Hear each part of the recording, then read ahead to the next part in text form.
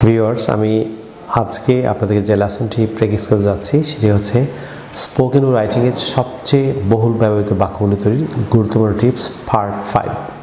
আপনারা যারা আমার পূর্ববর্তী লেসনগুলি মিস করেছেন, বিশেষ করে পার্ট 1 থেকে পার্ট 4 যারা মিস করেছেন, আপনারা পূর্ববর্তী লেসনগুলি দেখে নেবেন। এই ধারাবাহিক সিরিজ আপনারা যদি পার্ট 1 থেকে শুরু করে শেষ পর্যন্ত সবগুলো লেসন আপনারা এনজয় করেন, আমি নিশ্চিত যে আপনারা খুব সহজে এই লেসনগুলো শেখার মাধ্যমে আপনি আপনার স্পোকেন রাইটিং স্কিল কিভাবে করতে পারবেন। লক্ষ্য করুন, how to make thousands of Bengali to English sentences by using most beautiful words. অর্থাৎ সবচেয়ে সুন্দর সুন্দর শব্দগুলো ব্যবহার করার মাধ্যমে আপনি বাংলা থেকে ইংরেজিতে কীভাবে হাজার হাজার বাক্য তৈরি করবেন সেই বেস করাচ্ছি।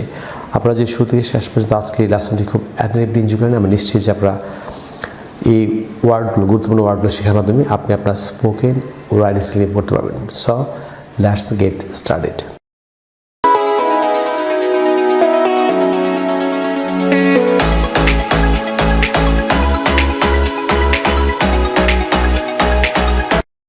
প্রিয় শিক্ষার্থী বন্ধুরা, আমি এই পর্বে আপনাদেরকে সবচেয়ে গুরুত্বপূর্ণ ফ্রেজেস উইথ প্রেপোজিশনস, সবচেয়ে গুরুত্বপূর্ণ ওয়ার্ডগুলো দিয়ে আপনি কীভাবে স্পোকেন রাইটিংয়ে অসংখ্য বাক্য তৈরি করে সেটি বেস করাচ্ছি। লক্ষ্য করুন, প্রথম যে ওয়ার্ডটি সেটি হচ্ছে ডিসিজড ফ্রম।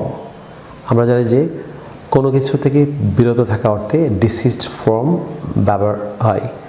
লক্ষ্য করুন, যেমন এখানে একটি বাংলাতে ইংরেজি বাক্য দেওয়া আছে, আপনি বাংলা বাক্যটি লক্ষ্য করুন, তোমাদের খারাপ কাজ থেকে বিরত থাকা উচিত।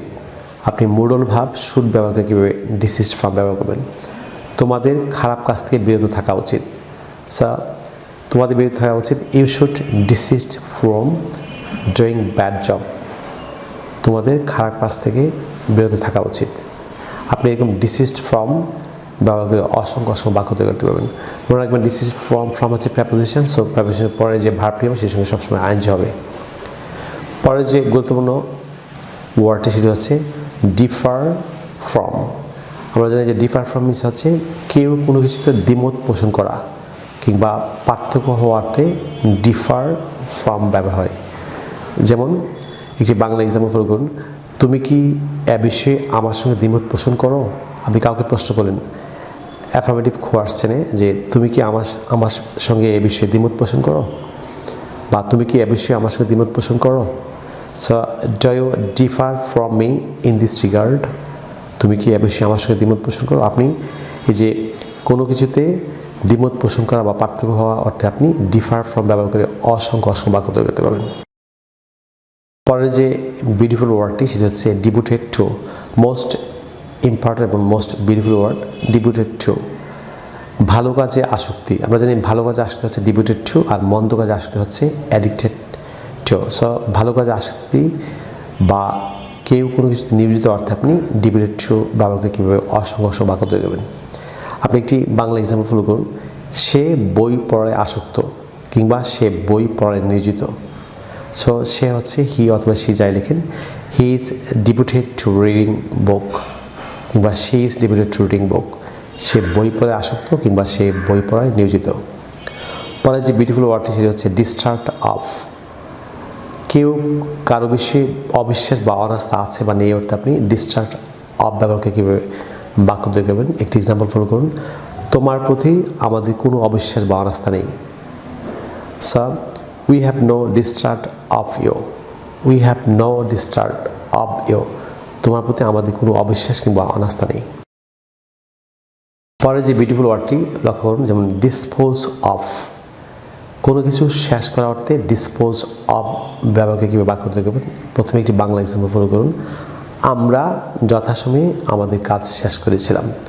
যেহেতু ডিসপোজ অফ মিনস হচ্ছে কোনো কিছু শেষ করা, কে শেষ করেছিল? আমরা। সাবজেক্ট হচ্ছে we disposed of our work in time.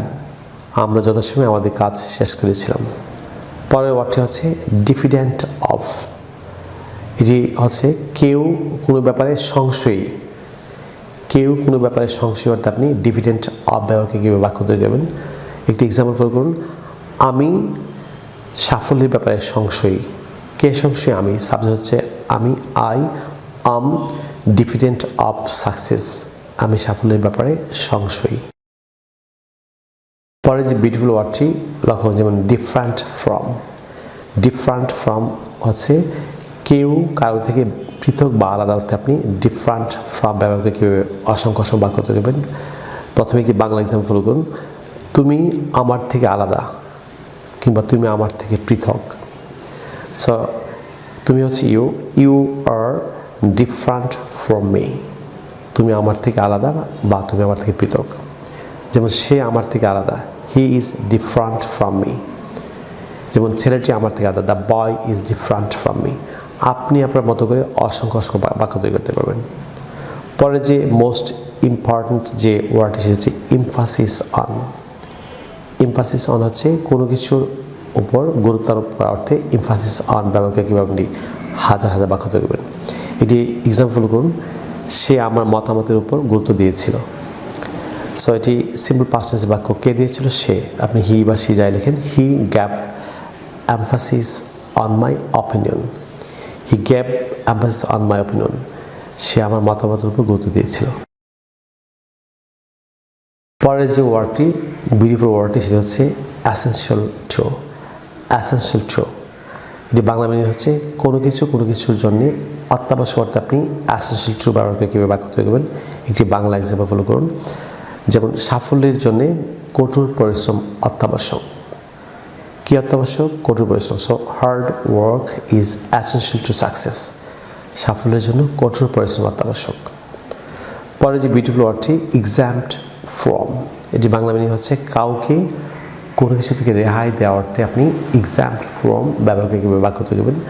প্রথমে যে বাংলা এক্সাম্পলটি সেটি ফলো করুন। তাকে জরিমানা থেকে রেহাই দেওয়া হয়েছিল। So he was এক্সাম্পটেড from fine. তাকে জরিমানা থেকে রেহাই দেওয়া হয়েছিল। এটি সিম্পল পাস্ট টেন্সের প্যাসিভ ফর্ম। যেমন পরে যে মোস্ট বিউটিফুল ওয়ার্ডটি হচ্ছে ফেমাস ফর। ফেমাস ফর অর্থাৎ কোনো স্থান থেকে কোনো কিছুর জন্য বিখ্যাত অর্থে, যে কোনো স্থান, পৃথিবীর যে কোনো স্থান, অর্থাৎ কোনো কিছুর জন্য বিখ্যাত অর্থে আপনি ফেমাস ফর ব্যবহার করে কীভাবে অসংখ্য অসংখ্য বাক্য তৈরি করবেন। যেমন ব্রাহ্মণবাড়িয়া তিতাস গ্যাসের জন্য বিখ্যাত। So Brahmanbaria is famous for Titas gas. যেমন ব্রাহ্মণবাড়িয়া বিশেষ ধরনের মিষ্টির জন্য বিখ্যাত। Brahmanbaria is famous for special types of sweet meat. যেমন ঢাকা মসজিদের জন্য বিখ্যাত। Dhaka is famous for mosque. আপনি আপনার মতো করে ফেমাস ফর ব্যবহার করার মাধ্যমে আপনি অসংখ্য অসংখ্য বাক্য তৈরি করতে পারবেন। পরে যে বিউটিফুল ওয়ার্ডটি সেটি হচ্ছে স্কেপ ফ্রম। স্কেপ ফ্রম হচ্ছে কোনো কিছু থেকে নিষ্কৃতি অর্থে আপনি স্কেপ ফ্রম ব্যবহার করে কীভাবে বাক্য তৈরি করবেন। প্রথমে একটি বাংলা এক্সাম্পল ফলো করুন। মৃত্যু থেকে কোনো রেহাই নেই। মৃত্যু থেকে কোনো রেহাই নেই। So there is no escape from death. There is no escape from death. মৃত্যু থেকে রেহাই নেই। পরের যে মোস্ট বিউটিফুল ওয়ার্ডটি সেটা হচ্ছে এক্সেল ইন। কেউ কোনো কিছুতে দক্ষ অর্থে আপনি এক্সেল ইন ব্যবহার করে কীভাবে অসংখ্য অসংখ্য বাক্য তৈরি করবে লক্ষ্য করুন। ছেলেটি ছবি আঁকায় দক্ষ। So the boy is excel in painting. The boy is excel in drawing কিংবা the boy is excel in painting. ছেলেটি ছবি আঁকায় দক্ষ। যেমন মেয়েটি ছবি আঁকায় দক্ষ। The girl is excel in painting বা the girl is excel in drawing. মেয়েটি ছবি আঁকায় দক্ষ। আপনি আপনার মতো করে আপনি এক্সেল ইন ব্যবহার করে অসংখ্য অসংখ্য বাক্য তৈরি করতে পারবেন।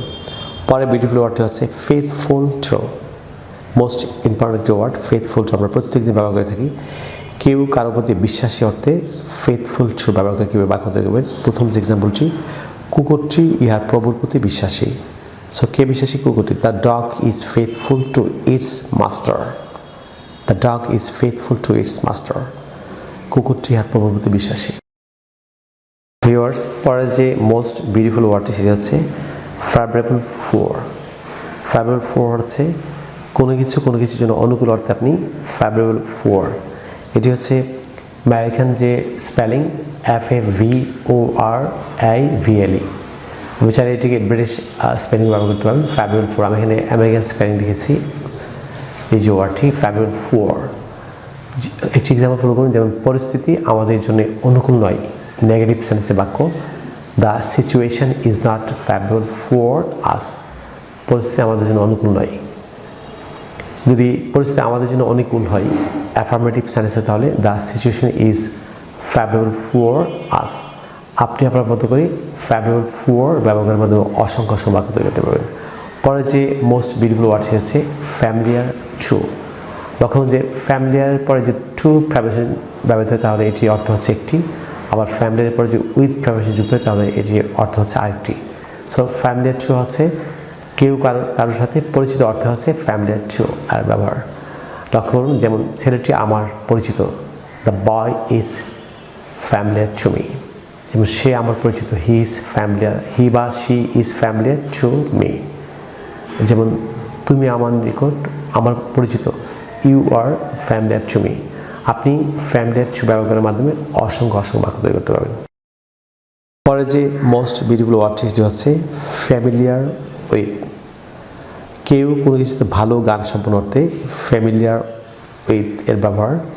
লক্ষ্য করুন যেমন লিখন স্যার ইংরেজি এবং গণিতে ভালো জ্ঞান সম্পন্ন। লিখন স্যার ইংরেজি এবং গণিতে জ্ঞান সম্পন্ন। লিখন স্যার একজন ইউটিউবার, একজন ফেমাস ইউটিউবার, উনি ইংরেজি এবং গণিত ইউটিউব পড়ান। সো লিখন স্যার ইংরেজি এবং গণিতে জ্ঞান সম্পন্ন। লিখন sir is familiar with English and mathematics. লিখন স্যার ইংরেজি এবং গণিতে ভালো জ্ঞান সম্পন্ন, বা লিখন স্যার ইংরেজি এবং গণিতে জ্ঞান সম্পন্ন। পরের ওয়ার্ডটি হচ্ছে ফন্ট অফ। ফন্ট মিনস হচ্ছে কেউ কোনো কিছুতে আগ্রহী অর্থে ফন্ট অফ এর ব্যবহার। যেমন সে সঙ্গীতের প্রতি আগ্রহী বা সে সঙ্গীতের প্রতি অনুরাগী, he is fond of music. পরের যে ওয়ার্ডটি সেটি হচ্ছে ফন্ডনেস ফর। যে বাংলা মিনিং হচ্ছে কারো কোনো কিছুর প্রতি আগ্রহ আছে অর্থে বা নেই অর্থে আপনি ফন্ডনেস ফর ব্যবহারকে কীভাবে বাক্য তৈরি করবেন। একটি এক্সাম্পল ফুল করুন, আমার সঙ্গীতের জন্য আগ্রহ আছে। আমার এখানে সাবজেক্টে ভুল উঠেছে, আমার হলে এখানে আই হবে। So I have fondness for music. যেমন তার সঙ্গীতের জন্য আগ্রহ আছে, তাহলে হবে হি হ্যাজ বা she has fondness for music. যেহেতু আমার, so I have fondness for music. আপনি আপনার মতো করে ফন্ডনেস ফর ব্যবহারের মাধ্যমে অসংখ্য বাক্য তৈরি করতে পারবেন। পরে যে গুরুত্বপূর্ণ ওয়ার্ডটি সেটি হচ্ছে গ্লোরি ইন। কোনো কিছু নিয়ে গর্ব করার অর্থে আপনি গ্লোরি ইন ব্যবহারকে কীভাবে অসংখ্য বাক্য তৈরি করবেন। প্রথম এক্সাম্পলটি ফলো করুন, আমরা আপনার সাফল্যে গর্ব করি। We glory in your success. আমরা আপনার সাফল্যে গর্ব করি। ভিউয়ার্স, আপনারা যে ধারাবাহিক সিরিজগুলি, বিশেষ করে আজকে পার্ট 1 থেকে আমি আজকে পার্ট 5 দিয়েছি। আপনারা যা পরবর্তী লেসনগুলি মিস করেছেন, বিশেষ করে পার্ট 1, পার্ট 2, পার্ট 3, পার্ট 4, অবশ্যই আপনি এই ধারাবাহিক লেসনগুলি যদি নিয়মিত আপনারা দেখেন এবং বাসায় চর্চা করেন, আমি নিশ্চিত যে আপনারা এই ওয়ার্ডগুলি, এই হিউজলি ইউজড ওয়ার্ডস ব্যবহারের মাধ্যমে আপনি স্পোকেন রাইটিং স্কিল ইমপ্রুভ করতে পারবেন। প্রিয় শিক্ষার্থী বন্ধুরা, আপনারা যদি ইংরেজি ভাষার প্রত্যেকটি স্কিলে দক্ষ আছেন, ফর এক্সাম্পল ইংরেজি grammar, listening, speaking, reading, writing এবং ভোকাবুলারি দক্ষ আছেন, তাহলে আপনারা আবার লেখা 676 পৃষ্ঠার an advisor of communicative English grammar and language বইটি ফলো করতে পারেন। এই বইটিতে ঢাকা বিশ্ববিদ্যালয় এবং জাহাঙ্গীরনগর বিশ্ববিদ্যালয়ের সম্মানীয় শিক্ষাবৃন্দ সহ বাংলাদেশের খ্যাতনামা শিক্ষা প্রতিষ্ঠান প্রধানগণ তাদের ছবিসহ মূল্যবান মতামত দিয়েছেন, যে বইটি ছাত্রদের সহ যে কোনো শ্রেণী পেশার মানুষের জন্য ইংরেজি শেখাতে শতভাগ কার্যকরী। আপনারা যা বইটি সংগ্রহ করেছেন, বই এবং ভিডিও দুটি মিলে পৃথিবীর যে কোনো প্রান্তে বসে আপনি চর্চা করেন, আমি নিশ্চিত যে আপনার ইংরেজি ভাষার প্রতিটি স্কিলে আপনি দক্ষ হবেন। বাংলাদেশি পাঠকরা যদি বইটি আমাদের সংগ্রহ করছেন, তাহলে আপনারা চাইলে আমাদের বিকাশ নাম্বার লিখে রাখতে পারেন। আমাদের বিকাশ নাম্বার হচ্ছে 01711045295, অর্থাৎ 01711045295, কিংবা 01722650680, অর্থাৎ 01722650680। বাংলাদেশি পাঠকরা এই দুটি নাম্বারে যে কোনো একটিতে বিকাশ করে বইটি আমাদের সংগ্রহ করতে পারেন। ভারতের পাঠকরা যদি বইটি ভারতের পশ্চিমবঙ্গের মালদহে অবস্থিত তাওহিদ এডুকেশন সোসাইটি থেকে বইটি সংগ্রহ হচ্ছে, তাহলে আপনারা পশ্চিমবঙ্গের মালদহে অবস্থিত তাওহিদ এডুকেশন সোসাইটির সেলফোন নাম্বার লিখে দিতে পারেন। নাম্বারটি হচ্ছে 9733196010। ভারতের পাঠকরা পশ্চিমবঙ্গের মালদহ অবস্থিত তাওহিদ এডুকেশন সোসাইটিতে ফোন করে আপনি বইটি সংগ্রহ করতে পারেন। প্রিয় শিক্ষার্থী বন্ধুরা, আপনারা যে সোশ্যাল মিডিয়া অর্থাৎ ফেসবুকে আমার সাথে যুক্ত হচ্ছেন, তাহলে ইউটিউবে আমার চ্যানেলটি আছে learn English with Shimul sir, all the same নামে, অর্থাৎ একই নামে ফেসবুকে আমার একটি পেজ এবং গ্রুপ আছে। আপনারা খুব দ্রুত পেজ এবং গ্রুপে যুক্ত হতে পারেন। আপনারা যারা আজকে আমার চ্যানেল নতুন কিংবা যারা চ্যানেলটি এখন সাবস্ক্রাইব করেনি, যারা সাবস্ক্রাইব ভুলে গিয়েছেন, আপনারা যদি আমাদের এই পরিবারের নতুন সদস্য হতে চান, তাহলে আপনারা অবশ্যই সাবস্ক্রাইব বাটনে ক্লিক করে চাইলে সাবস্ক্রাইব করে রাখুন। তাছাড়া পাশে যে বেল বাটন দেখতে পাচ্ছি, এতে ক্লিক করে রাখুন, যাতে আপনি ইউটিউব থেকে আমার পরবর্তী নতুন লেসন সম্পর্কে আপনি নোটিফিকেশন পান। সুপ্রিয় শিক্ষার্থী বন্ধুরা, পরবর্তী লেসন নিয়ে আপনাদের সঙ্গে আবারও দেখা হচ্ছে। আপনাদের জন্য অফুরন্ত শুভকামনা। আপনার সবাই ভালো থাকুন, অনেক ভালো। So no more today, I will see you in other video. Take care, bye by.